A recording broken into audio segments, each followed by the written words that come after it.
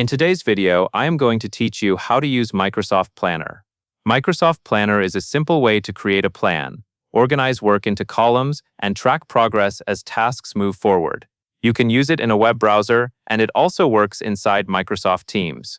In this walkthrough, we will focus on creating a new plan from the My Day area using a template to get started quickly. Begin by opening Microsoft Planner and going to My Day. My Day is your personal view where Planner helps you focus on the tasks that matter right now. It is a good starting point because it keeps your daily priorities in one place, even when you are involved in multiple plans. Next, look for the option labeled New Plan and click it. This is where you start building a brand new plan from scratch or from a pre-built setup.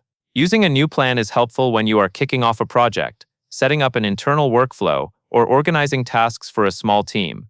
After that, click on Highlight. In Planner, highlights are commonly used to surface recommended starting points, including templates that match different types of work.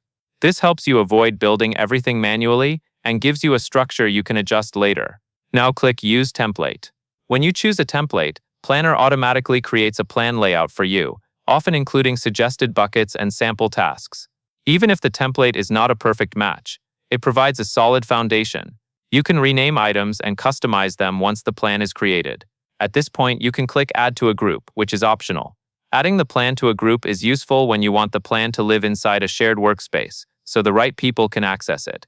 If you are working alone or you are not ready to share it yet, you can leave this as is and continue. Then click Private.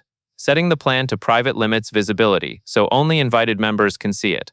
This is a good choice for early planning, sensitive projects, or any time you want tighter control over access. Finally, click Create. Planner will generate your new plan based on the options you selected. Once it opens, take a moment to review what was created, so you can start tailoring it to your workflow. That covers everything you need to know.